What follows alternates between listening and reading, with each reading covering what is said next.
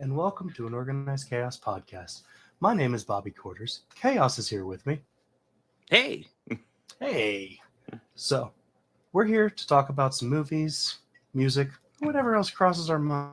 But here is also the home of the most unbiased, genuine thoughts. We're not going to do anything just to say it, just to make money off of it, because we don't make a lot of money off this. In fact, we don't make anything. We just give our opinions. And our opinions are free and unsolicited, but they're not hateful ones. That is the important thing. Yes. But also, while you're here, please make sure to like, comment, and subscribe to my channel, that is Bobby Quarters, the podcast channel, Organized Chaos Podcast, and Chaos's channel while you're at it. So thank you for watching, and do enjoy.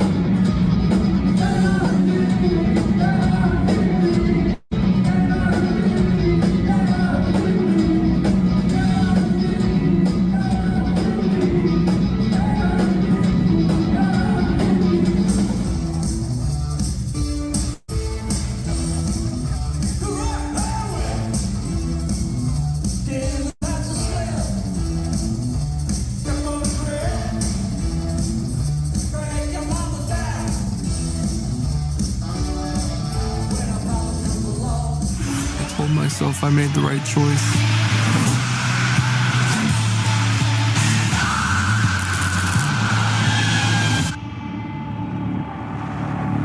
What if I really was someone else? Far away on the other side of a television screen.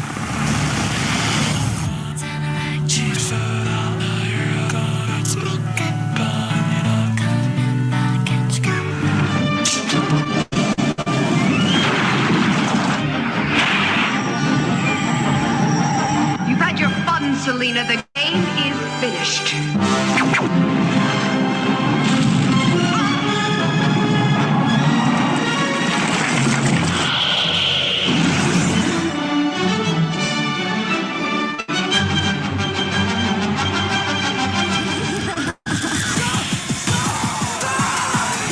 I love you.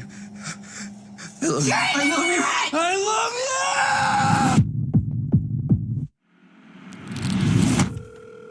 I was calling to see if there's a way I can cancel a wish. I'm sorry, we don't really do that. So she's just stuck like this forever? Well, yeah, I mean, as long as you live. As long as I live? I can't do it. Okay. We'll do it live. Okay. No. We'll do it live. Fuck it. Do it live. I'll write it and we'll do it live.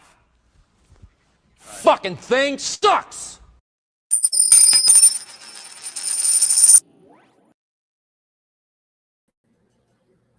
Hello.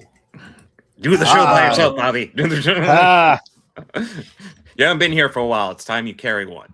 Oh. Yes. Talk about carrying things. Listen. Bobby is back.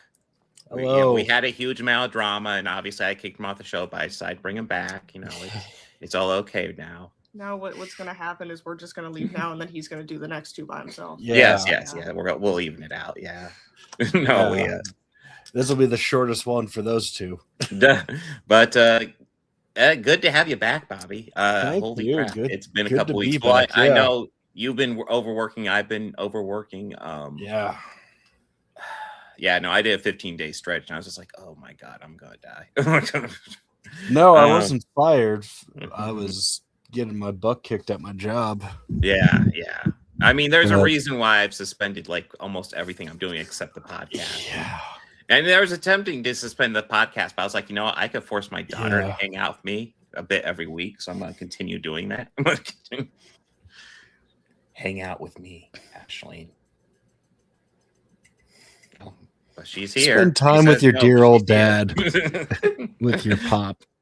But yeah, so we got, and as the intro was going, Ashlene pointed out that we have 3 movies of equal quality that we're talking about this week. Truly equal quality. But not only that, we got 3 movies. I saw the TV Glow, Obsession, and Supergirl. yeah, Supergirl. But Bobby had some pop culture stuff for us. So Yeah. I save that for the end. yes, but I think of cover songs because I've put together a list of my favorite cover songs. Which at first I was like, there's a couple that was really easy. Then I did a little bit of research. And I was like, oh, this is actually really easy. I could actually probably do a top 10 really easily. But Okay. yeah. But top 5, I got it, and Tom Hanks movies as well. So hey, Yeah. Now I want to make a caveat to that. It has to be his favorite performance. What do you mean his Whether- favorite performance? Like, as in he's an actor, he performs. So just favorite performance. Yeah, not necessarily favorite yeah. movie, but favorite performance. Yeah. Favorite performance. Now, Mhm. Awards be damned. I don't want that Oh, to yeah, no. influence your decision or anything. Same with production. So, like, it doesn't matter who was doing the writing, who was doing the direction. Mhm. Just favorite performance. And we could give top 3 of those. Top 3 for those. Yeah, not movie, just performance. Okay. Intriguing. But yes, I still have answers because I was doing research. I was like, oh yeah, there's plenty of this stuff I could talk about. But Yeah, before we dive, and I guess for Oh, yeah. Chris in the chat, the cover song is your top 5 cover songs that are better than the original. mm-hmm. Yes. And I will also add when we get to that. Well, I'll probably say this again, but when we get to that, I think all mine are originals that I actually quite like as well. I just think the cover just does something a little bit extra. When I was Okay. putting together the list, I wasn't doing it with the idea of I hate the original song No, so much. It's no. just like, No. That's Yeah. not at all like it. It's just ones that you feel like the cover is better than the original. Like, Yeah. yes. for example, Joe Cocker's "Have a Little Help from My Friends." That cover is a Yep. great cover. It's a great cover. But the original is done by the Beatles off of Sgt. Pepper, and that is still amazing on its own. Yes. So even As much for as I Ringo like the Lam, Joe Cocker cover, that Yeah, gets even- disqualified because I like the Beatles better. yeah, or even I'll use Joe Cocker again. His cover of "She Came In Through the Bathroom Window," Mhm. great. I actually cover. didn't know he covered that one. Highly recommend listening to it. It's very Joe Cocker and him just being Joe Cocker. You just picture him on stage rocking out. It's great. Great. But yeah. But diving into our Alright. movies. Yeah, let's get into the features of the week. First up, we have I Saw the TV Glow, which came out a couple years ago, and I was intrigued because I saw lots of people buzz about it, but I never did watch it. Then Ashlene's like, hey, let's check this out for the podcast. And I went, okay. That gives me an excuse to watch it. And to a degree, I would say we saw, when did we see this?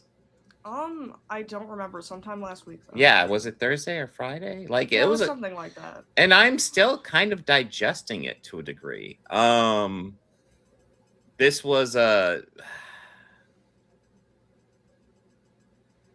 mean, to kind of break it down, it's essentially about this kid. There's a younger actor who plays him, and then Justice Smith plays him for the majority of the movie. And he's talking to a girl named Maddie, and she's really into this TV show called The Pink Opaque. Yes. Which I couldn't help but notice had like Buffy font on it, and they even had a Buffy actress with a brief cameo in this. So I think that's kind of what the writer's mind was at with it. But yeah, she is massively obsessed with this series, and as she grows older, she starts confusing reality with the TV series, and he doesn't really, but then later he starts confusing reality with the TV series, and I guess we don't have a whole lot of actual pictures of the movie. Yeah, I was looking at that and I was like, wow, we're running out real quick. Yeah. But this is weird, right? This movie was weird, right? Yeah, it Yeah, was. there. Yeah.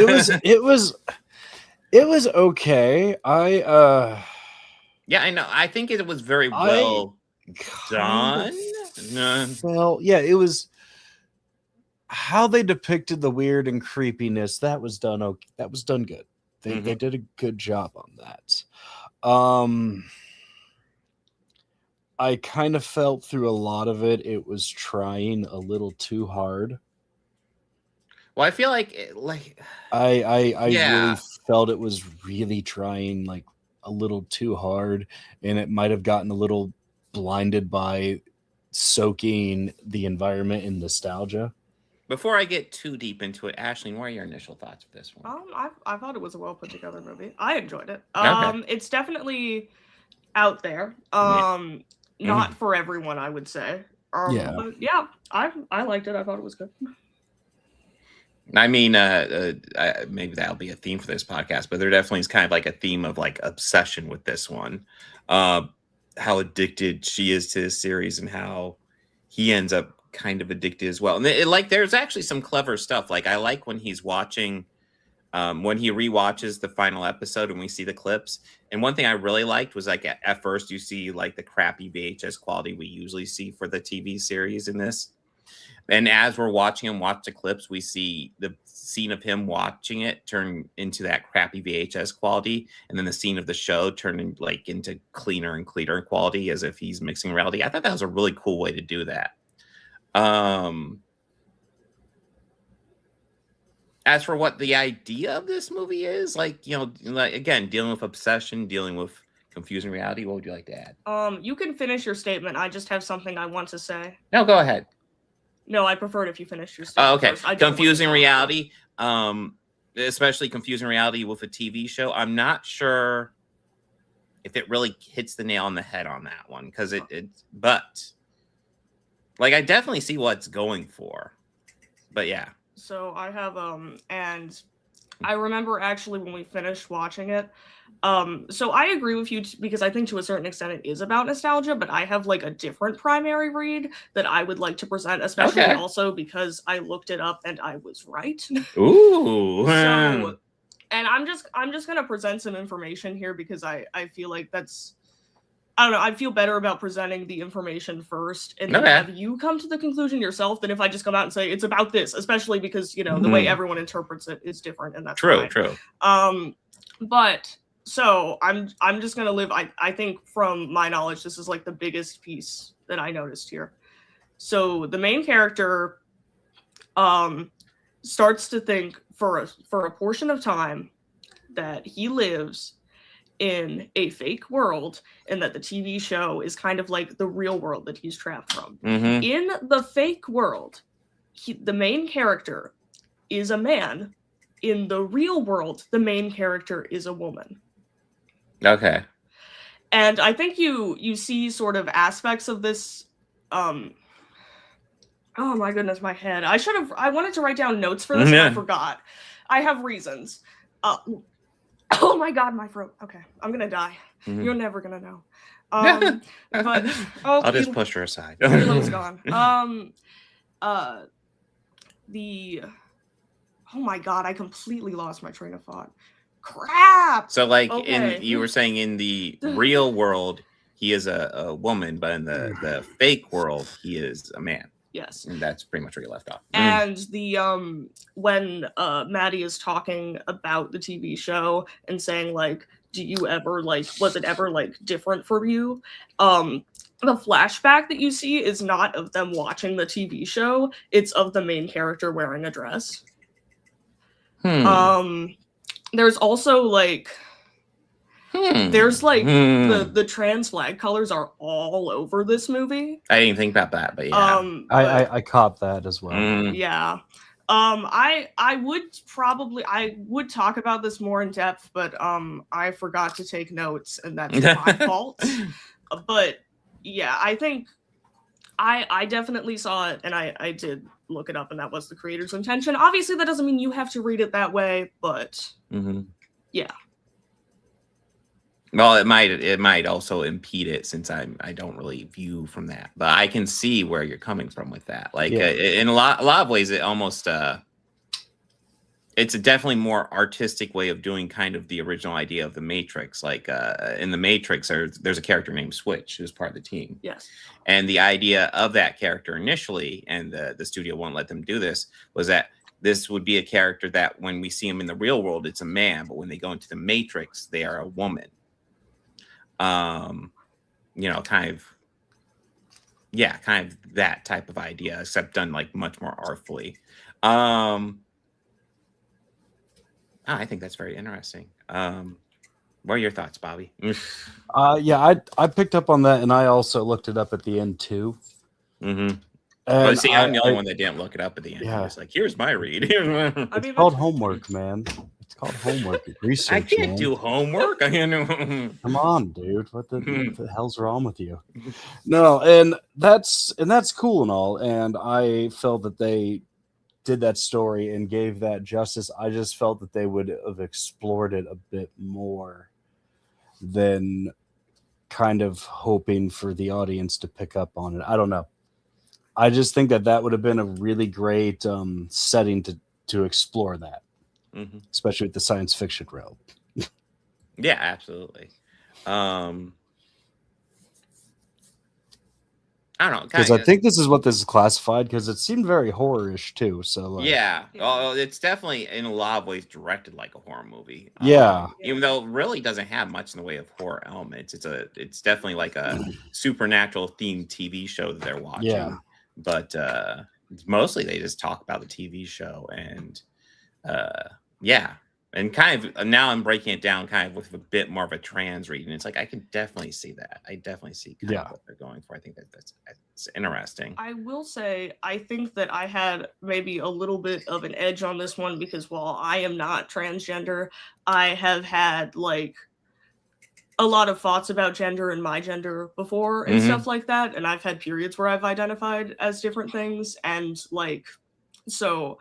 And I also like I know a lot of trans people. You're saying I don't get it because I'm a cis white guy, right? Well, I'm saying that perception affects the ways you view film. This is bigotry, Ashlene. Perception doesn't exist. Everyone views things the same way. Thank you. No, I think that's actually very interesting. Never quite put that together, and I did kind of wonder about stuff like that, but like, I think for me, it's just not. It's not something I've really dealt with, so I didn't pick up on the cues quite as well. So I guess I'm suffering from old man brain on this one. Old man. It's okay. You're just yelling at a cloud. Yeah. Oh God, that cloud is pissing me off, guys. It's ridiculous. It's mocking. No, I get it. It defies gravity. It's mocking me. Yeah, I totally get it. Cowboys yell at it. It's wild. Cowboy. Well, anything you guys want to add on this one? I did think this was a very interesting, very well done movie. I mean, it's kind of, in my opinion, it'd be worth checking out just if you're looking for, atmosphere, if nothing else. I think it's quite interesting, especially with that read. With that read, I'm kind of looking at it all differently, going, huh. Anything you guys want to add about it? No. Yeah, I mean, I enjoyed it. I thought it was good. Yeah. Well, I mean, there definitely aren't any precedents with that issue right now, so. Okay. I did hear some good news, though. I did hear that Robert F. Kennedy Jr. did volunteer to eat all the algae in the reflecting pool. That's very nice of him. As he's going to be doing laps, just eating mouthfuls of algae. Yeah, all the algae that the evil Antifa dropped in there, apparently. Yeah, and Stephen Miller is going to sit on the side like Gollum and eat whatever wildlife is in there. So frogs, fish, crickets, worms. Oh, he was going to do that anyway. That's his sustenance. That's his feeding. That's his main feeding. Precious. But yes, that's terrible. He That's would be a terrible saying insult. he would be saying something else. You know that. Well, it's a terrible insult to Gollum on that one.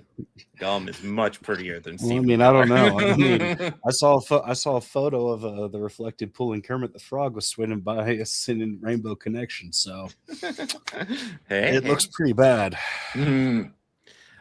Speaking of looking pretty bad, Supergirl from 1984. Nice segue. And this was Holy shit. atrocious. Oh my god. Like, I was confident that like this was at least better than Superman 4, and after watching, I'm like, am I confident in that? I mean, I am very confident to say that like this and Superman 4 are by far worse than the other 3 Superman movies from this era. Well, Like, this easily. I really like how at the beginning we heard that radio report that Superman was off-world dealing with something. I went, AKA, they can't afford Christopher Reeve. Yeah, guys, don't worry. We'll get a poster of them and we'll put up in Lucy Lane's college apartment.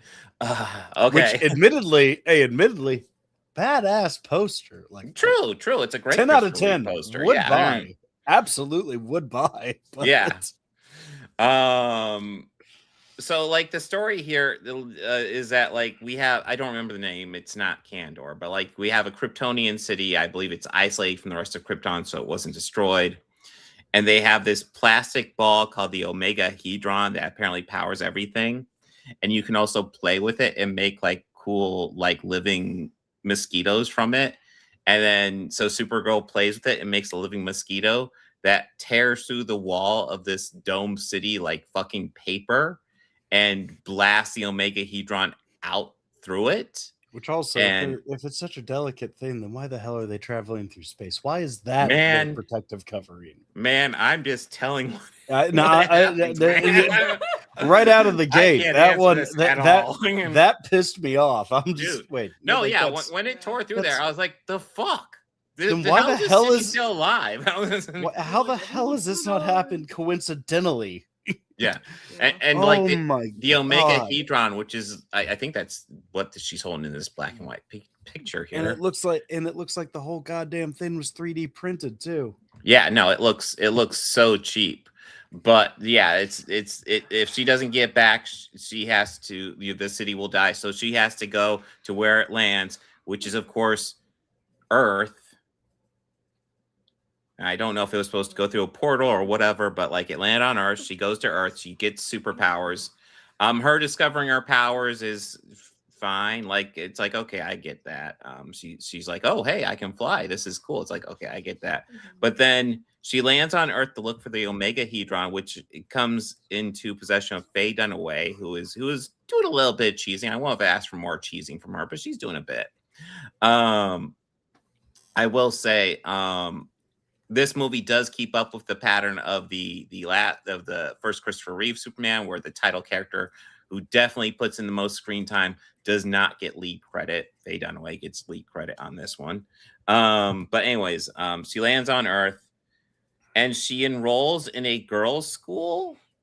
She's got unlimited time on her hands for reasons like her city's dying. She needs to find this Omega Hedron, so let's stop and sign up for this girls' school. Does that make any sense to anybody? And he's yes, the plot. Oh, okay. The plot.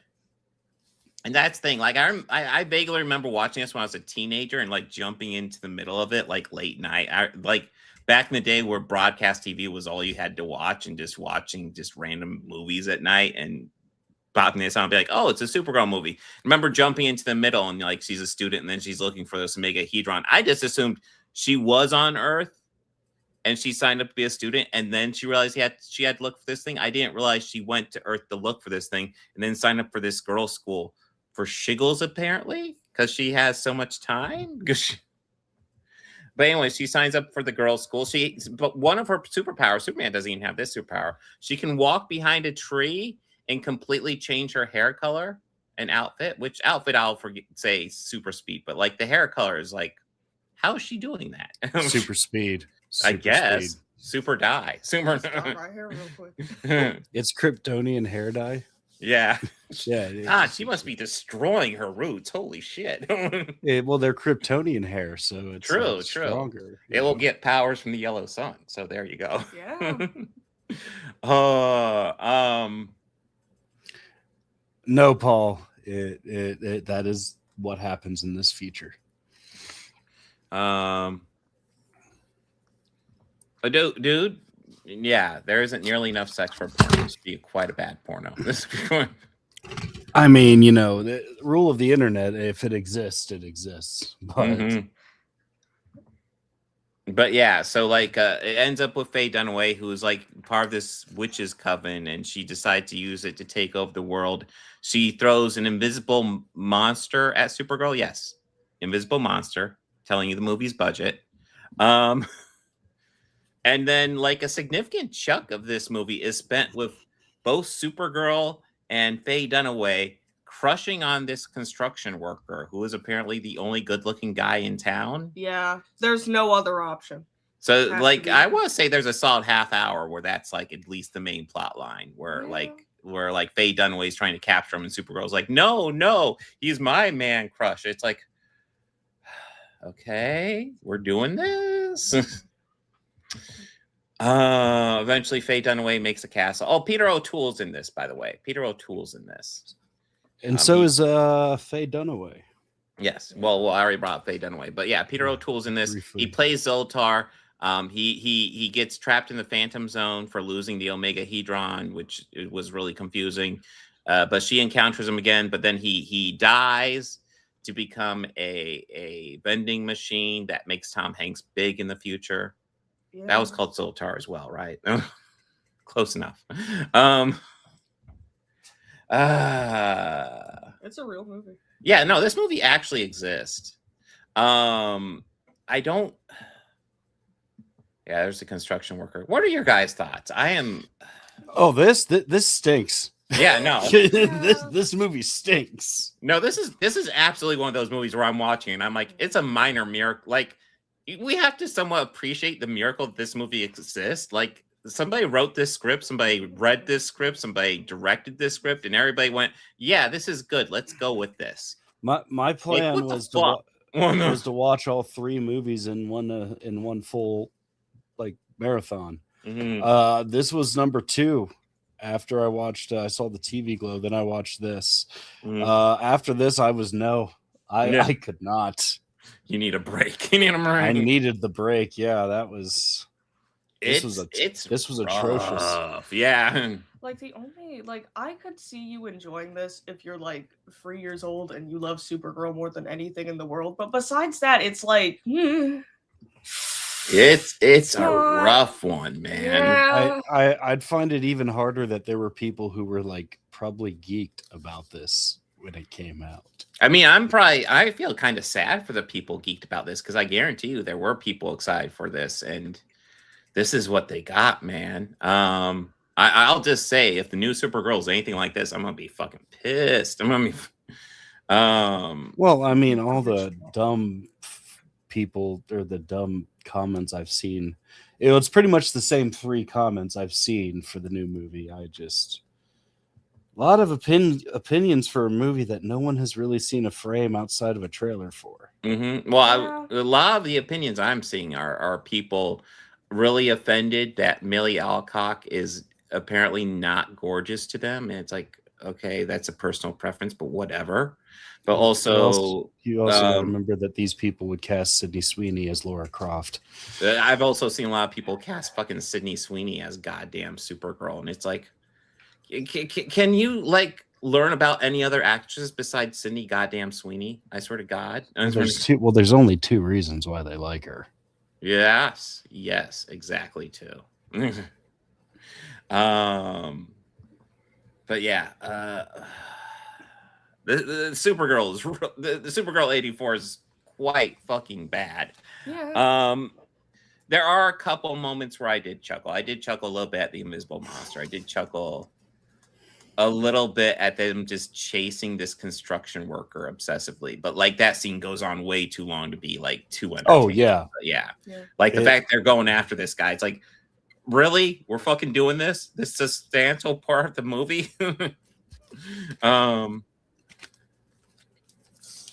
Yeah, and the witch Faye Dunaway gets him in the construction thing, and Supergirl saves him, and he falls in love with Supergirl. Like Faye Dunaway cast a spell to make him fall in love with her, but like he has to see her, and he gets separated from her, and then Supergirl saves him. So Supergirl sees him, and then he falls in love with Supergirl.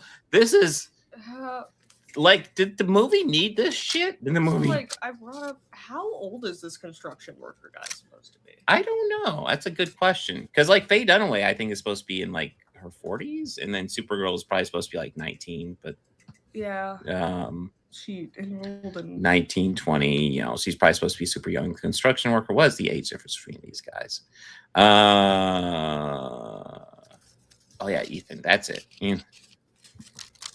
Do we have an age on him? Oh, he's a concert pianist. Oh. All right, 56. So he would have been 38 when this came out. So probably closer to Faye Dunaway's age.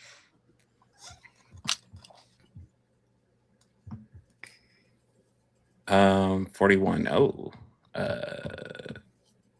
So she would have been 43 when this came out. And then Helen Slater would have been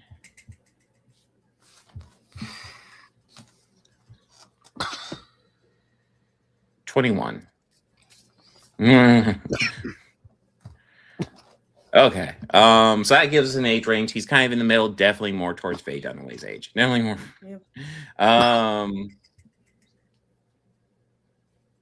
Jeez. It's such a real movie. Yeah, they actually made this, guys. This is a movie they made. Like, holy shit. I can't get over that they're just kind of like passing the Omega Hedron around and Yes. just letting people play with it, you know? Like, they should be keeping that locked down somewhere. Yeah. No, like, if this thing's so important to the plant, to their little city, why are they just playing with it to make, like, fucking mosquitoes and shit? Oh, yeah, and by the way, Mia Farrow's in this. One of the Kryptonians. Yeah. She has, like, no role. She's just, like, a random Kryptonian. She has a couple Yeah, lines. like, when No I was character. watching, I was like, hey, Mia Farrow. Yeah. All right. That's cool. Mm. The woman who was wildly too good for Woody Allen, piece of shit. No comment. Mm-hmm. I don't have anything nice to say about Mr. Allen. So No, neither do I. He's a now, piece of if shit. you were to switch those names around, and if it would be Alan Woody, then I would have a lot to say about the man called Alan Woody. Mm-hmm. Phenomenal bass player, died young, but great bass player. Mm-hmm. But yeah, what else is there to say about this? This is atrocious. I don't know what It else to say. exists. It is wildly bad. Holy shit! Yeah, it's not like, even subjectively bad. This is just like I feel. Like I don't really believe in things being objectively bad, but like, if that does exist, this definitely qualifies. This definitely. I absolutely do. Like they went out to make a bad movie. Mm-hmm. I feel like this. Sorry, you can. I'm sorry. Mm-hmm. No, I'm sorry. You're good. Go ahead. I feel like this is almost kind of like, and I feel like even saying this, I'm giving it more credit than it's due, but this feels like I'm watching a really rough outline of a film, if that makes any sense. Like nothing's thought through, you know? Yeah. It's like you got the print. Yeah. It's like you got the print of the film without special effects. It's like they knew the ideas they want to do. Like they want to have MacGuffin for Supergirl to go after, where it's like very important she gets it. They want to put her in a girls' school, so they're going to put her in a girls' school. They want to have some sort of love interest that she and the villain fight over, so they set that up. But like none of it like lines up particularly well. None of it makes a lot of sense. It is all over the place. It is garbage. I guess big question, because like I was confident this was better than Superman 4, but now I'm not so sure. So did you see Superman 4, Ashley? I think so, but I don't remember it. So The Quest for Peace. Okay. Yeah. The Quest for Peace. Bobby, do you think this is better or worse than Superman 4? Oh God, that's because it's really the only one to compare it to. This is definitely that's the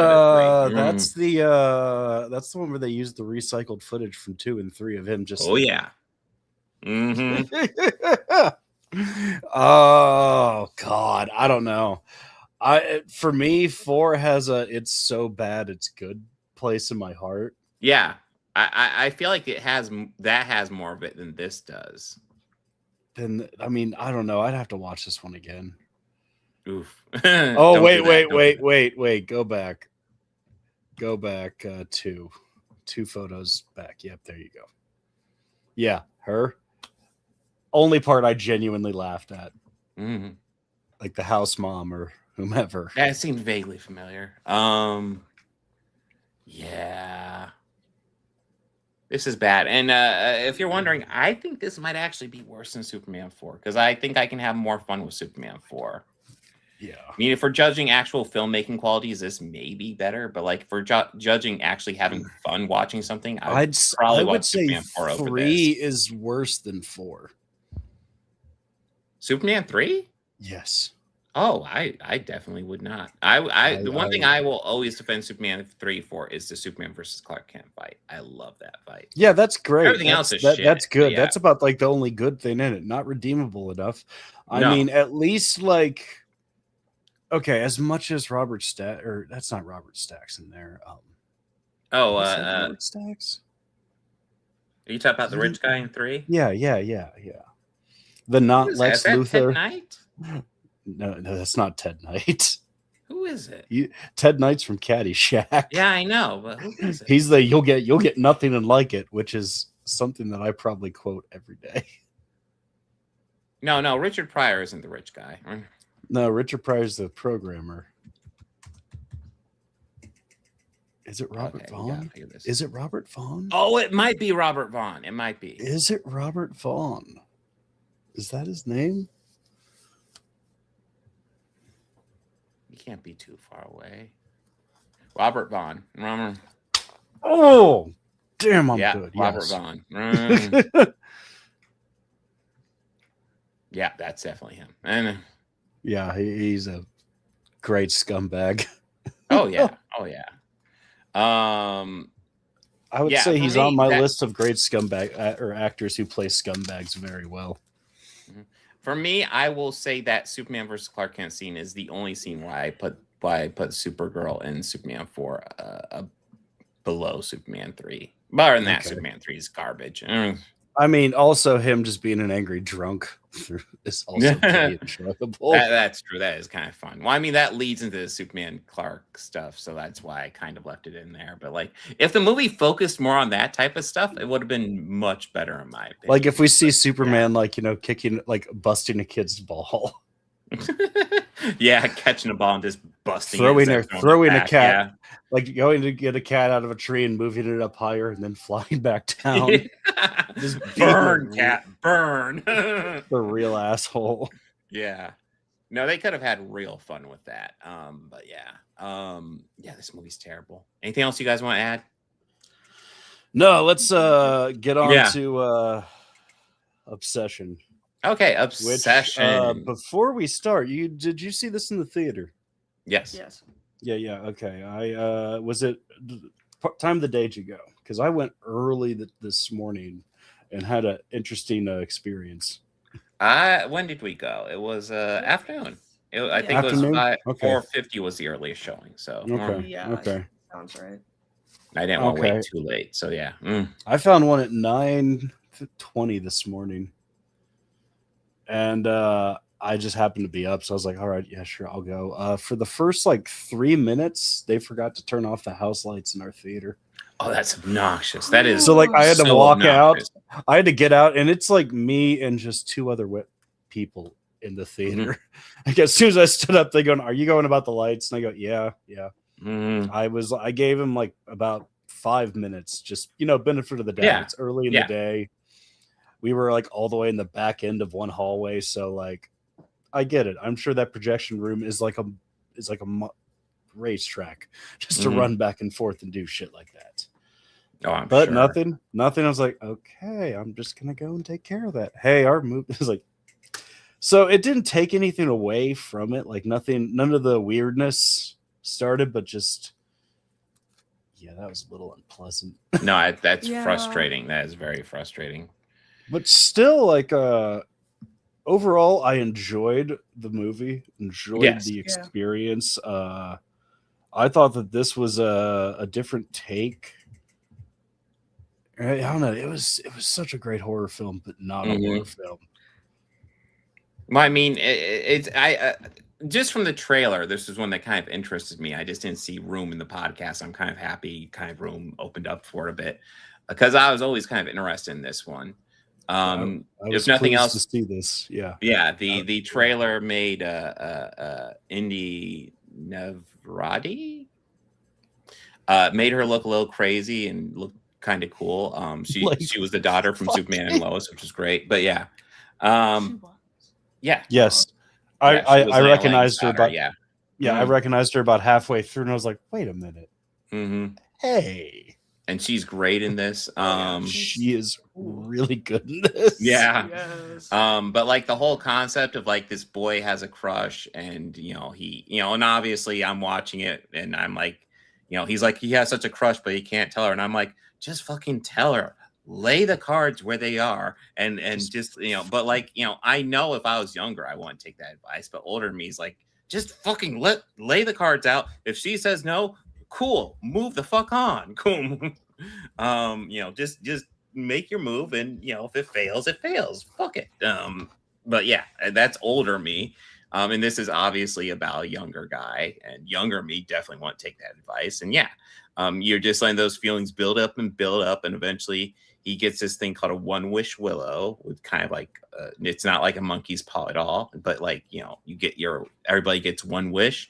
He wishes for Nikki to love him more than anything else in the world, who is the girl he has a crush on, and what pursues is insanity, and I don't know. I have had the not fun experience of having somebody way, way, way too into you. And like this, there are elements of this that feels like that, but like this is definitely taking it to like the next level. Like, holy shit. Like, how far would it go? It was absolutely like over dramatized in that regard. Yeah. But in the same sense, I also have experienced something like that. And really on. yeah, there are elements of where it's like, oh yeah, and yeah, it even talks about how I guess there isn't much footage from the movie here, but which that's good because I was afraid with this, like the trailer was gonna give a lot of it away. Mm-hmm. And really I felt no. Oh it just gives you the no. basic premise, and then and like okay, yeah, that shot, that was just. At that point, I was just like, I fucking love this movie. This is great. Like, I'm enjoying this. There was so many points when it was just like very scary, and that like the tension and was very high in the scene. I just couldn't help but awkwardly laugh at so much of this. Ashlene, thoughts? I was definitely very freaked out by this. I think in part because like, yeah, this is definitely like very like dramatized, and there are definitely like it's not like super intense realism or anything, but like it's stuff that like could hypothetically happen besides from like sort of the supernatural stuff with the one wish willow. Yeah. And like I was sitting there the whole time, and I was like, I don't even know what I would do if I was him. Like what. Yeah, it was kind of rough, but in a good way, in an intentional way. Well, I mean, it's also like you kind of see it in this movie, but like you kind of understand how like obsession and when somebody has like this crush that he constantly has is on her, and how that is so one-sided. Like it is entirely about him, that crush, and then like it's almost like he forces that upon her, and then except it's like so much worse. And he kind of experiences it from the other end, and it's like, oh shit. And like there's elements here I really like how Nikki's trapped, because like when she's like obsessed, like it's almost like she's not controlling. Well, it's literally she's not controlling herself here, but like there's that element where it's like you're not even really yourself. You're not letting yourself be yourself. You're just letting yourself get wrapped up in the obsession. Here that's supernatural, but like that can be real life too when you get way too into somebody. But Go ahead. I know you have the scene where he's like calling about the wish and like, can I undo it? Yes. And like the guy is talking to him, and obviously he's like, oh no, you can't do it because we need a movie. Although I think there's also a very interesting movie to be made where he could undo the wish and he chooses not to, but that's not what this movie is. No. But and he's like, do you want to talk to her? Do you want to talk to her? And then like he like switches to her and you just hear her screaming. Yeah. Oh my God. Yeah, her like freaking out. Like the one time he goes to work and she's like, okay, I'll just be waiting for you. And he goes to leave and she has duct taped the ever-loving shit out the door to prevent him from going to work. And it's like, oh Jesus. I was awkwardly laughing. Yeah, and he's just trying to act smooth about it. It's like, oh, this is just normal. Let me just struggle to open the door and go to work. If you're struggling with the door, she'd say, nope. Really got to get in today. And she just stands there. It's all good. I don't need help. I'm good. See, when I said I was a little nervous about this trailer giving away too much of it, I was thinking that the first time that after he cracked it, because we pretty much get that as it appears in the trailer. I mean, obviously some more scenes added for pacing in that, but even like to the one of her standing on the porch in shadow, which when I saw that, I was kind of like, man, I really hope that there's more of that, because like that shot right there, like, because that's like, that would have been really great if it wasn't spoiled for me in the trailer. Oh no, we get a much more terrifying one later on. And that one I was kind of like, okay, this is shit. This is pretty good. I'm loving this. I mean, and it's interesting because you have the main guy who obviously he has a crush on Nikki, which is very clear, but it's also kind of obvious, like there's this friend group of like 4 of them, and it's kind of clear to me early on that like Sarah, who's in the friend group, definitely kind of has feelings for him.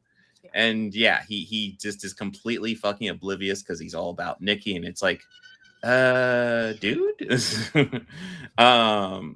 And that's also part of the issue. Like he never takes the time to actually learn really about Nikki. He just is like really into her, and it's like, you could actually just talk to her, see if you guys get along. Hang out. There's things you can do, and and it all plays into it because like when you're younger. Like, and you get a crush, and talking to that crush is just so fucking terrifying. It's so I'm so fucking scared. And it's one of those things that drives you nuts when you're older. Because when you're older, it's like, just go talk to them and find out if you like them.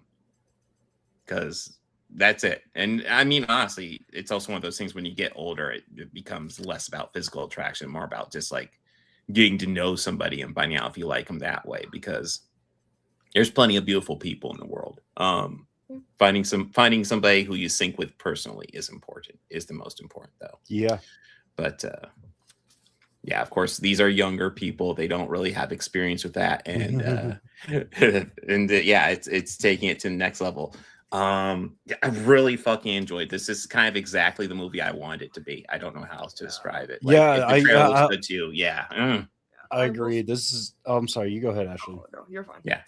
I will say I feel like I'm kind of desensitized to like a lot of horror films, but this got some jumps out of me. Oh yeah. I mean, it helps that it's actually like it's not like some like there's a supernatural element, but it's not like it's all based in like kind of human emotions, like how human beings behave, which I really like. Bobby, what were you saying? This was like the exact horror film I was really wanting to see. And I'm very pleased that this is like you said, the movie exactly I hoped it would be. Yeah, I saw the trailer. I was like, I want this movie, and this was it. I want this to have so much uncomfortableness to it. And I felt uncomfortable through a lot of it, but even like at the end, I couldn't help but find myself just kind of awkwardly laughing at every time I heard her scream. I just was like, I love this. No, there was that point where there were like random screams from her. It's like, holy shit, this is way way too much. Well, Chris, we haven't even really I could get really spoiler heavy. We really haven't gotten into spoilers on this. You're pretty safe. And I don't really plan to get too far into spoilers because I don't really want to give away. There's a few really good moments that I don't want to spoil. There were shocking moments in there where I was like, holy shit. Like I knew something was going to happen similar to that, but I wasn't expecting it to be as huge as it was. And I'm not going to spoil it because it's worth checking out. If you're talking about the part that I think you are, I kept trying not to focus on the characters in scene, but what's happening in the background and the foreground of it. And I didn't even see it coming when it came. Mm-hmm. Yeah. Are we talking about a scene involving a brick? Yes. Okay. Yes. Holy shit. Yes. Yeah. I was just like, yeah. It's like I'm gonna call what this is right now. I'm focused on what's going on in the background because I know that's where I need to be watching. Yeah. I will say I was pretty confident something like that was gonna happen, but I don't think I expected it to happen in quite that way. No, I mean, it was so swift. Yeah, and intense. It was way bigger than I was expecting. Yeah.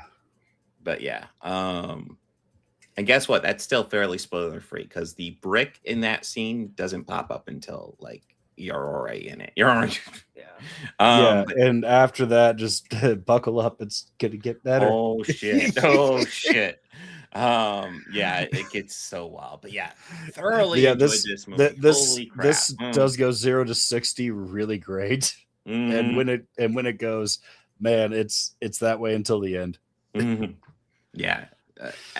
I highly recommend this. This is probably my favorite movie of the podcast. Happy to see it in theaters. Although I did think it was interesting. I did notice it was a smaller ratio than normal. It wasn't like the full widescreen. Which I saw it in a much smaller theater too. Like I saw it in a small one. There was like maybe 3 rows in the theater I saw it in. Well, yeah, no, it was a smaller theater. We actually saw it in. There wasn't IMAX or anything. Although I don't really like IMAX. I do like Dolby, but I don't really either. Like it would depend on the film for me. Yeah, the actual ratio I noticed was normal. This is probably not too far off from old school TV ratio. But yeah, that actually kind of surprised me. But it works. Yeah. Anything? Oh, sorry. Go ahead. I was about ready to segue out of this. So if there's anything you want to add, anything? I had a trailer before this that looked really awesome. It was a Fathom Events one. Oh, it was Terminator 2 back on the big screen. No, 35th anniversary. I was thinking we haven't covered the Terminator movies yet. No. They haven't done a new one since Dark Fate. And well, I mean, we could just. I know they're not good. Yeah, I mean they haven't made a good Terminator since 1991. I'm just saying the TV series seemed okay, but I haven't seen that much. I agree. They haven't made. There's been good stuff in some of them. True, absolutely. Like I actually enjoyed Genesis. I thought that was actually that's probably my least favorite one. I really I was very pleased to finally get that Arnold versus Arnold fight. Like, that is true. That was, even if one was painfully CGI. Oh, did you see the trailer for Bob Odenkirk's new movie? Yes, I did. All off of memory. Yeah. I kind of love that they did that. I guess I heard I did read some casting for that they kind of released some news on casting. Oh, really? I didn't see any casting outside. So he got one of the original actors, I believe, to return. Oh, that's right. I did see Greg Sestero's in it. Yeah. And he's playing Chris R. Nice. That's great. Where's the fucking money, Denny? That's just that's beautiful. We get to see some range from Greg. So yeah, in case you don't know and you're a little lost on podcast, Chris did share it with me, so I know he knows. I'd already seen it at that point though.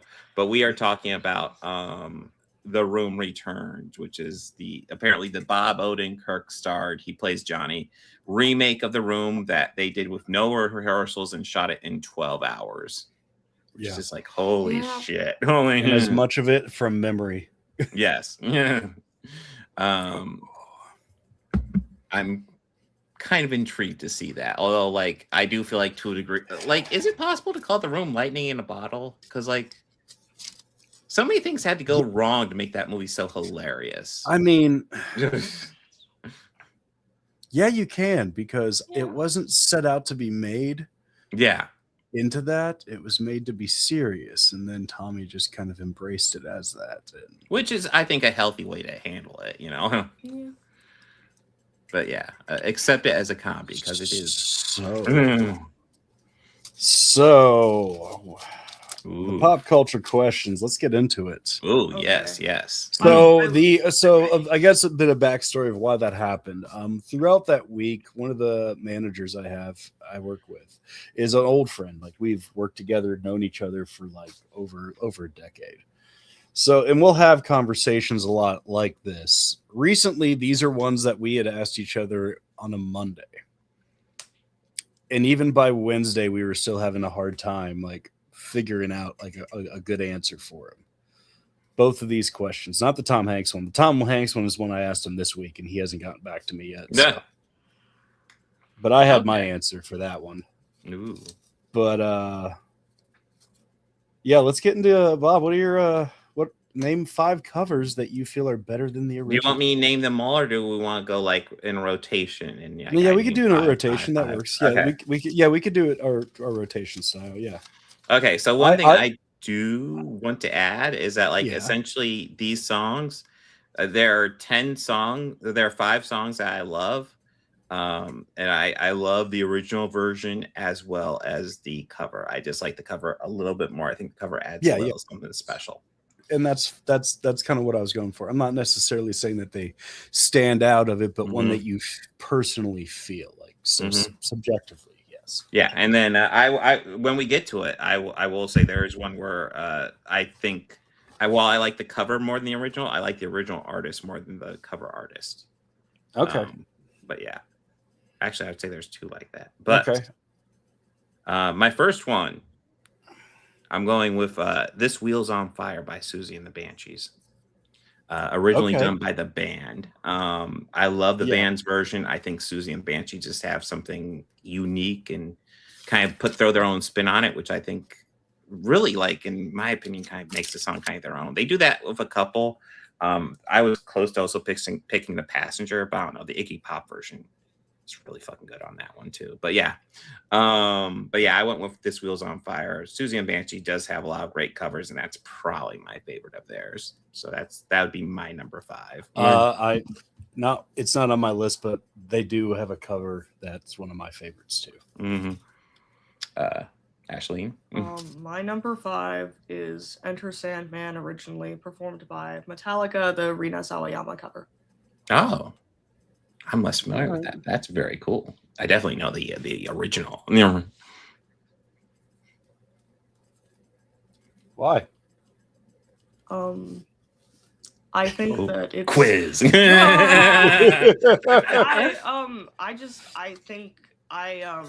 It's pretty similar to the original, but I think I just prefer the vocal performance in it. It's definitely like a personal preference thing. I have one that's very much in that vein too. Also I do too. I used it for an audition to sing "Enter Sandman" at a show I was at one time, and I didn't make it, but I got understudy. All right, that's good.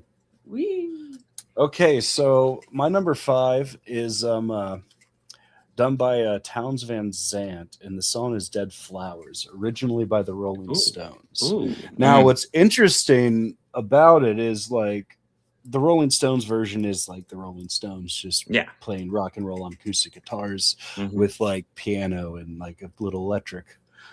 And Townes Van Zandt just does it himself in an acoustic guitar, and it makes it sound like an old cowboy ballad, and it's just crazy to think that these 2 guys from the UK could write the most perfect country song. Only until a guy like Townes Van Zandt sings it. So that's my number 5. And I love both versions, but I find myself listening to Townes' version a little bit more. Nice. I will admit I've not heard the cover of that, but have you seen The Big Lebowski? Oh yeah. We actually just watched that recently. Is that in there? It's in the credits. Oh, is it? It's what's play. That's the song. Yeah. Nice. Oh, apparently I have heard it. I just didn't register. Yeah, listen to both back to back, and obviously listen to the one off Sticky Fingers, but yeah. All right, so Great I said song. there were one where I leaned towards the vocal performance on it, and I didn't Mhm. realize that till I get this one. There's actually two, because this is one where I definitely lean towards the vocal performance. I think the vocals Okay. really add something unique to kind of a cool song. Although I admit, I always thought it was a bit of an overrated song by the original artist, but like I think the remake kind of adds something, gives it a really unique flair. I'm going with "Hurt" by Johnny Cash, originally by Nine Inch Nails. Yeah, no argument from me. Yeah, I considered putting that on my list actually. No, I as much as I like, I think the Nine Inch Nails one is fine. I think it's a little bit overrated, but I do think it's a good song. Yeah. But like Johnny Cash just does something very like he Well- simplifies it a lot. Yeah. His vocals really like he sings his heart out in that one. And It's so he's good. so tired and weathered. Yes, Just from being yes. just from an old man. Yes, And it's it almost suits like it. Yeah. it to me, I hear it, and that's one that is. There's ones that I feel like are just obvious mentions for this, Mhm. and that goes in that category. Joe Cocker is also in that category. Yeah. But like this one is just, it's kind of like a man at the end of his life, and he's just He's hurt. airing out some Yeah. last thoughts. Yeah. And even to think like, I think June had died just months before he recorded that. Yeah, he died not terribly long And after not it too. too long after it. Yeah, like it's leaves a legacy. Yes, it does. You're number 4, Ashley. I will say, just as a little add-on, I've actually in my former orchestra we had an assignment where we had to compare the two versions of Hurt. So I've written before about my opinions on that. And I really like the Johnny Cash version Yeah. a lot. But my number 4 is one that was previously mentioned, and I have The Passenger, originally performed by Iggy Pop, as covered by Susie and the Banshees. Yeah, I kind of mentioned that one. Yeah. I think Iggy Pop ever even gave that one praise, essentially saying like there's elements in that like if he had thought of, he would have put it in his version. But he's like, I like that she did that. You gotta love Iggy Pop. Yeah. You gotta love Iggy Pop. Any specific reasons why you like it? Oh. Explain your choices. I don't have like a super specific reason for this, admittedly. It's a great song. If only I took notes before I did this. But I really like her vocal performance. There's stuff about like the instrumentation that I enjoy. Like I really enjoy man, I'm gonna say the wrong instrument and I'm gonna get flamed so hard. But I really enjoy kind of like the usage of like the bell and stuff like that. I just think it's very like it has kind of like a bit of a different vibe to it that I really enjoy. They're both good though. Yeah. Okay. Bobby. Yeah, sorry. This is one that I have that I feel is it's definitely a preference and more so a vocal performance over. And this is one that I might get a little roasted for. But it's Linda Ronstadt, Desperado. Now, what's very interesting about that, the Eagles had already released that album with Desperado on it, and there was a dud. Like, nothing was a hit off of it. Linda covers that song, and then that album starts selling like crazy because that's the only recorded version of it at the time. So they owe a lot of their success to Linda Ronstadt. And Damn. she also does a lot of great covers, and I had to like break it down for one song, even though like it's not my favorite cover that I've heard her sing. Not my favorite, but it's definitely one that I feel is better than the original. I think makes sense. Kind of. Yeah. Epic. Well, actually, I don't have to pull it up because I remember what my number 3 is. The original is fantastic. I just think the vocals really add an emotional punch to this one in the cover that I think really like when I hear her vocals on this, it just hits me much harder than his vocals, even though I think his vocals are good too. I'm going with Nothing Compares to You, Sinead O'Connor covering Prince. Very famous cover. The Prince version is excellent. I just like especially at like the beginning line, it's been 17 hours and 16 days. It's like the heartbreak of like she's just counting out time. You really feel it. Yeah, I love that cover. That is a really good cover. Excellent one. So my third song is, and I have a feeling this might be kind of an unpopular opinion, but that's okay. We're all allowed to have thoughts. Yeah. Yes. Is Can't Buy Me Love, originally performed by the Beatles as covered by Ella Fitzgerald. I like that. Yeah, that's a great cut of it. Yeah. What are your thoughts on it, Ash? I think Speak. it's kind of interesting because it's definitely like, it's kind of, it's in kind of like a different genre, and I think it's very, like, they're both very good songs, but I think that it's just, I really enjoy it. I think it has kind of, I think it's a very fun song with sort of a more jazzy feel to it. I really like Ella Fitzgerald's voice. Yeah, I think it's pretty nice. Personal preference. Cool. Both very good. That's good. Let's see, number 3. I have a tie actually for 3, but it's I can't pick which one I like more because I like them both for the same reason. So it's hard for me to pick which one I like more. So it's Wilson Pickett covering Hey Jude and Aretha Franklin covering The Weight by the band and by the Beatles respectively. The reason why I love both covers is because there's a certain session player on both of those tracks who would go on to start one of the most iconic bands ever to come out of Georgia. And that's Dwayne Allman is on both of those tracks. And it's just like, he's one of my favorite guitar players. So it's just so cool to hear like that early stages of him still just finding his own sound as a guitarist, but also working off of these veteran session players, like the ones you got to think of when that was it, because Wilson and Aretha recorded down in Muscle Shoals. So like those guys have been playing music together since like the 40s.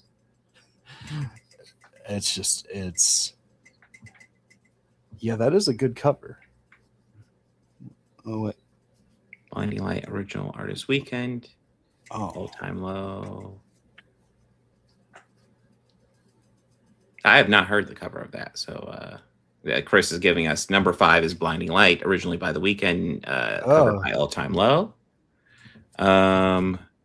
D-Rez, original artist Daft Punk, which I know that song. That's from the Tron Legacy soundtrack. Avicii. And then his number 3, Take Me On, originally by Aha, new version by Weezer. I think I've heard the Weezer one. I like Real Big Fishes more. Yeah. But anyway, but that's also a product of my age. Yeah, so that's I can't pick which one, so I'm gonna have to give a cop out and go like those are my 2 for 3. Cop out.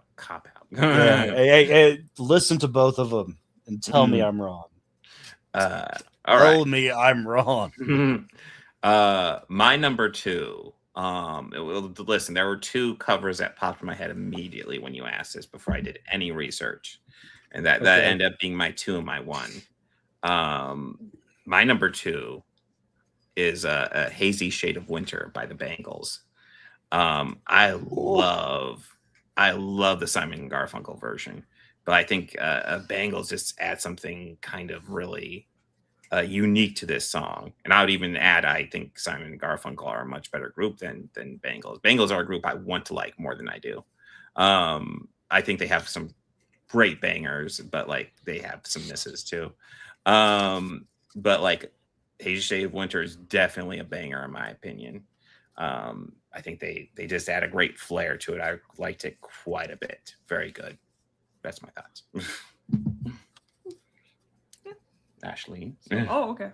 So my number 2 is Can't Get No Satisfaction, originally by the Rolling Stones as covered by Devo. I wonder if that'd make it in here.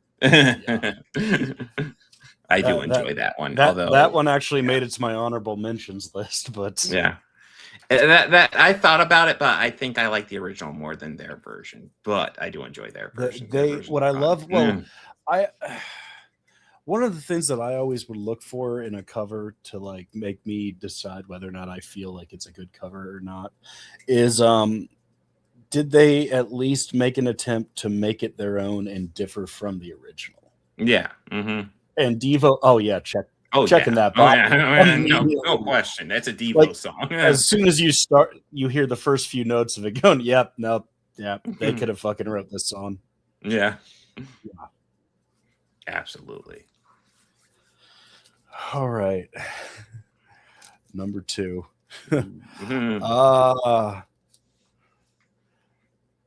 Three Dog Night, Never Been to Spain. That song was originally written by Hoyt Axton, a country singer, who actually had a career of selling songs to them. He also sold them Joy to the World, too. You know, the Jeremiah Was a Bullfrog. Mm-hmm. Okay, yeah.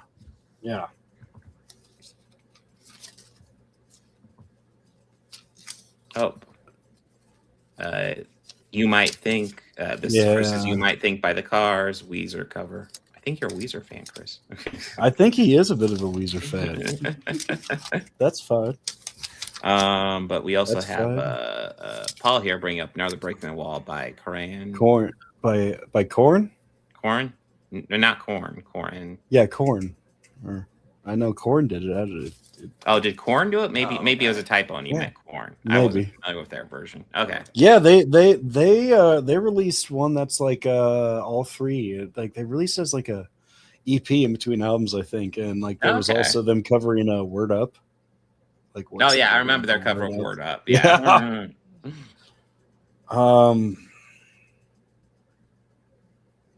Yeah, I'm pretty sure that was them.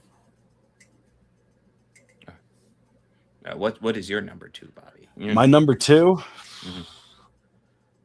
I had it on a file. I'm actually trying to dig it out now. There it is. Of all time, I would say Johnny Cash and Joe Strummer singing Redemption Song, originally by Bob Marley. Ooh. God, those are both just amazing versions. I love both of them. Yeah, you've heard the Joe Strummer one. Yeah. That I've definitely heard the Bob Marley one more, but they're great. I'm a big Joe Strummer fan, big Johnny Cash fan, and a big Bob Marley fan. So it's like a combination of all my worlds. So yeah, it's happy place song for me, definitely. Yeah. All right, number 1 for me, and I'm going to apologize because this one is like the most cartoonishly obvious one ever. But the reason it's so cartoonishly obvious is because it is like the perfect example of everything you want a cover to be. It's a cover so good and so decisive that it almost redefines the song, so much so that most people don't even know it's a cover.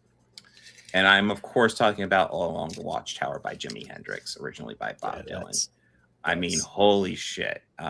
It's one of that's the a few Jimi Hendrix song after that. Holy crap.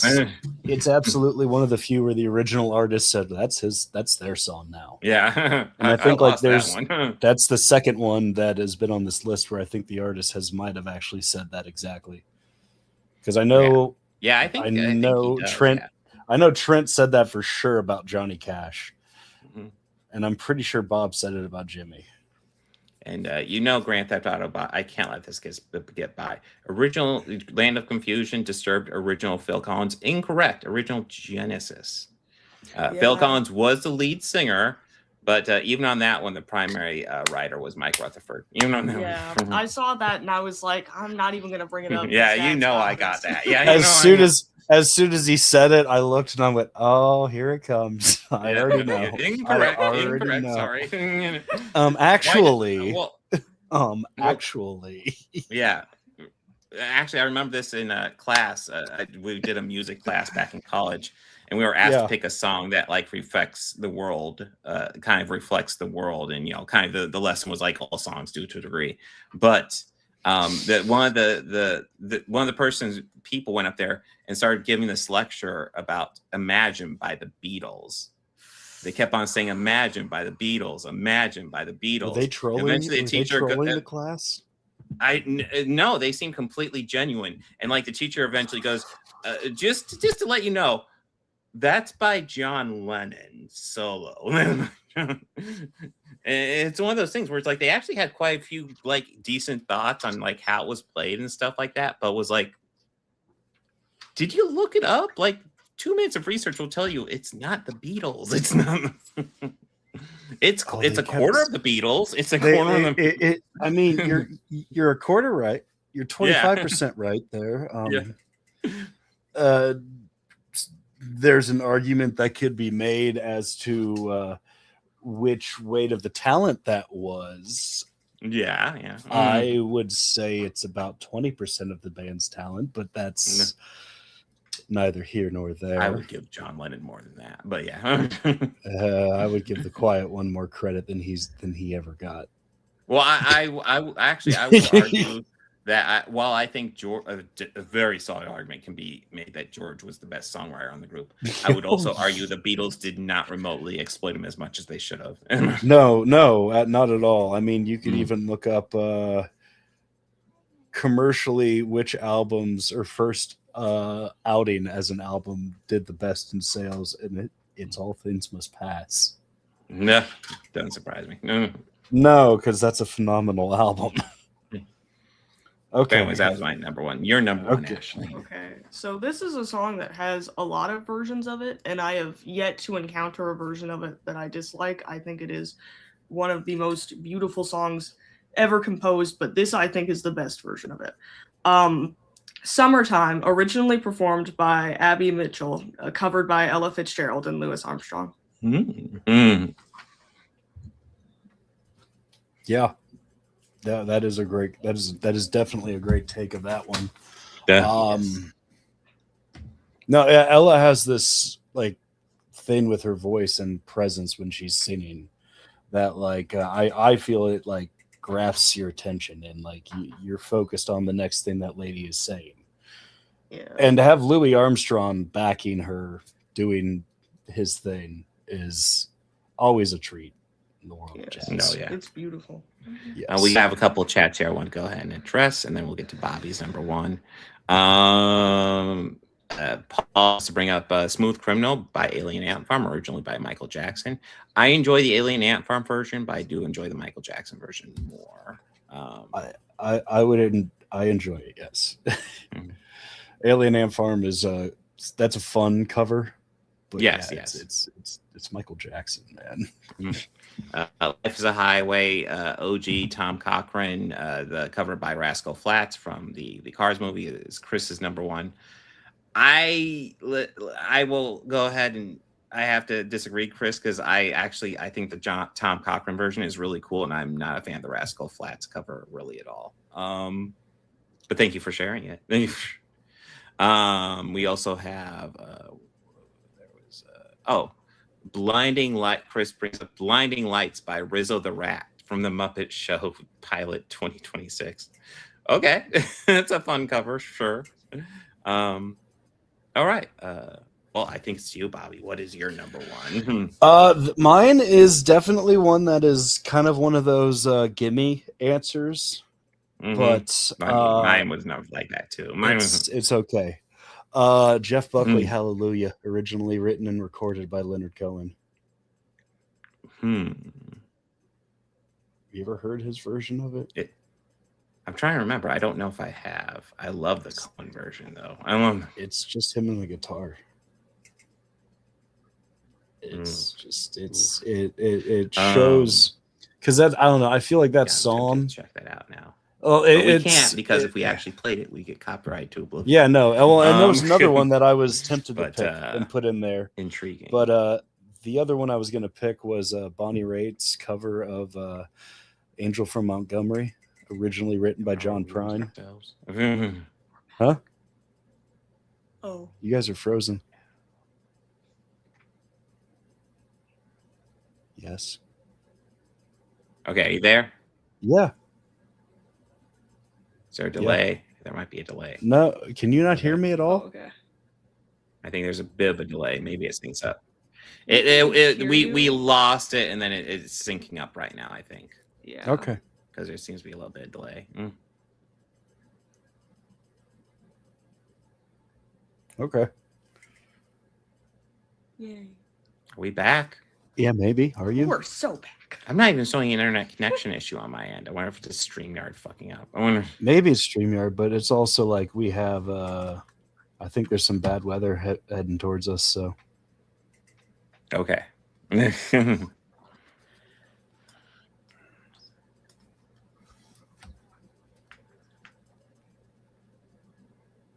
oh, I lost him. I think that's it. Well, I'm gonna pull up what we have next week until they pop back up. Let's see here. It looks like next week we will be covering A Mighty Wind, The Warriors, and Supergirl 2026. So I guess so, Chris. Yeah, it must be. Yep, they looks like they might have logged out. So I don't know if I log out, it will sign off. It might. But anyways, I think that's what I'm going to try and do. Maybe I should wait a little bit to see if they come back. Oh, there they All are. right. Are we here? Are Yes, we here? yes, there you are. Okay. Yes, Okay. cool. Yes. I yes, just covered okay. over what we're going next week, and I was like, I don't know if I We- should sign out. We 'cause were. it will, It's like we were kind of here, but like we weren't able. It's like, what the hell's going on? No. Yeah. So yeah, that I guess number one was my it was Jeff Buckley, Hallelujah, and it All was right. a Yeah, I tie remember between that or Mm. yeah, and I was gonna say Bonnie Raitt's cover of John Prine's Angel from Montgomery, which there's a lot. It was hard to pick because there's like a lot of really good covers of great songs I already enjoy. Oh yeah. So the next Another topic, contender, although I was gonna say another contender for me, but like this, I guess it's just an honorable mention. But this one, it was a contender because I do really love the cover, but I think the original edges out. Is of course Mad World by Gary Jules, cover of Tears for Fears. yeah. But yes, are we ready for the next one? Yeah, you're Tom Hanks. Okay. Who wants to go first this time? I went first last time. Not Oh. me. Oh. And Oh. I just remembered. I just remembered the Susie and the Banshees cover. I really like is Dear Prudence. Oh, that's a good Ooh, one that's a too. good That's a good one. I will that- say for these next couple of questions, my expertise was very limited, and so I don't really have a satisfactory answer for either of them. Mhm. So I'm just gonna kind of be here. Well, for one of them, hang Captain on. Picard is very disappointed in you. You froze again. Up there you are. Mm. Oh, okay, There you we're go. back. Yay! Okay, so Tom Hanks. Chaos. Well, okay. I guess we're starting with me again. Yes. Yes. I'm actually torn. Favorite Okay. performance of his. I think the part of the reason I'm torn is because they're both great performances, but one I lean towards is because I think it's a better movie, but like I think the other one might be a better performance. So the one that I think is a great performance, but also is a better movie, I'm gonna go with Green Mile for that one because that's a movie I don't think enough people talk about. Tom Hanks is kind of like he's definitely your viewpoint character. He's not like Okay. in a lot of ways it's more about John Coffey, but Tom Hanks are like our viewpoint character, and he has to carry a lot of the emotional weight throughout that movie. I think he does a great job with that, and I also just think it's a great movie that doesn't get talked about enough. But at the end of the day, I think maybe if we're talking about just a brilliant performance in a movie that I'm not necessarily a huge fan of, but like he fucking definitely did a great job. I'll go with Castaway on that one because he kind of goes insane in that one, and I kind of really appreciate that, even though it's not one of my favorite movies, but he is great in it. Okay. Those would be my picks. All right, favorite performance. I would argue that his best performance would probably be in That Thing You Do, because he is not necessarily playing. Because I think of that movie, right, and the character who's the drummer in that, right, that would be Tom Hanks. If Tom Hanks was in this movie and he was age appropriate, that would be the character he would be playing. I was missing. What? I think our internet's a little bit choppy still, but I'm assuming we're on That Thing You Do. Yes.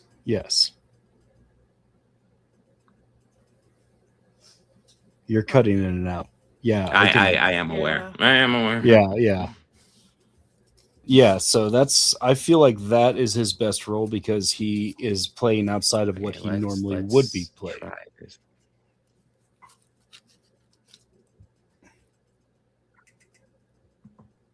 Hello.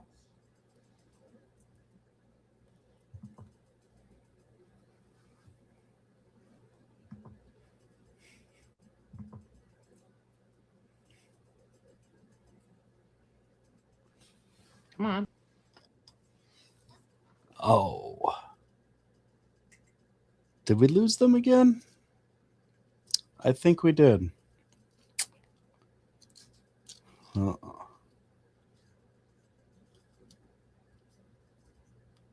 Yeah, Bridge of Spies was pretty good.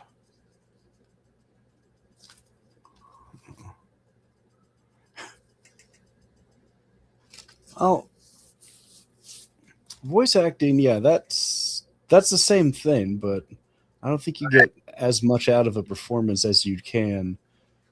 You can get a lot out of a voice, but just I think so much emotion can be conveyed physically. You know, Bob, Chaos, you there? Yes. I turned off the camera. Hopefully it's better. I also re-entered. But yes, Okay. it sounded like at first you were talking about That Thing You Do, I believe. Yes, that's what I was doing, and like it. Yeah, so I feel like that's his best. Did you hear why I said I feel it's the best? You were talking about the drummer, but then it was started to fade out a bit. Okay, the drummer is what I feel like if Tom Hanks was much younger, that would have been the role that he would have been playing. Like that was definitely the most fun role. And that would be like who he would have been playing if he was younger, but he's an older man. And like he wrote and directed this, but that would be like younger him. Mm-hmm. And I think the role of the manager is probably his best because it's like I don't know, I guess it's like his most reserved but most cool role that he's ever had. In my opinion. I feel like I can see that. It's been a long time since I've seen that, but yeah, I could see that. Yeah, either that or I do agree with you. Green Mile is really good too. Mm-hmm. I don't know. I really enjoyed his performance of Jim Lovell. He was great in Apollo 13. You know, another really good one. I mean, Saving Private Ryan. He was really good in that too. You know, another one he was really good in. He played kind of an unhinged character in this one too. Catch Me If You Can. Yeah. Kind of the guy just obsessed with catching Leonardo DiCaprio's just con artist guy. Like he is unhealthily obsessed with it. Yeah. I mean, his knock and he tells great knock jokes in that movie. No, I can still hear you fine. No, I don't think he can give a bad performance. Maybe we might have lost them again. I mean, we're okay. You can't hear us. Okay, it was breaking up a lot. I wasn't sure if you could hear us or not. Yeah, I could hear you. Ashlene, did you have anything you wanted to bring up? Because I don't know how versed you are in Yes, Tom Hanks. I'm not very versed in Tom Hanks. You've seen Toy Story. Oh. I have seen Toy Story. I guess I don't feel like this is necessarily his best performance in anything ever, but I guess I'll give a shout out to that one time he played like 5 characters in Polar Express for some reason. That is true. He plays like all the adults in that movie. Yeah. He does. And I see in the comments, Castaway, Catch Me If You Can. The Post. I don't think have I seen The Post? I think I must have at some point. Forrest Gump, of course. He's done lots of good performances. Oh, and real quick, going back to the covers, comedian brings up Running Up That Hill. And I think that's a great song. I think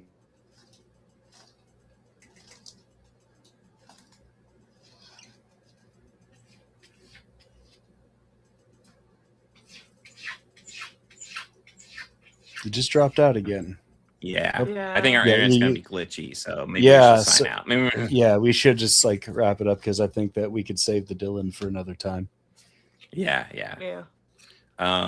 So guys, thank you for joining. Make sure to like and subscribe to all 3 channels: Bobby Quarters, Yes. Organized Chaos Podcast, and of course Organized Chaos. If Ashlene never starts a channel, make sure to subscribe to that as well. You are legally obligated to do all those things now, so please do it now.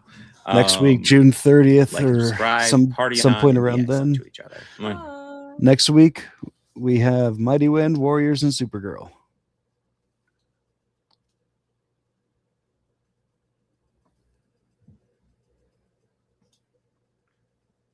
Okay, I'm gonna go ahead and sign us out. It sounded like you Okay, got yeah. through it all though. Yeah, I did.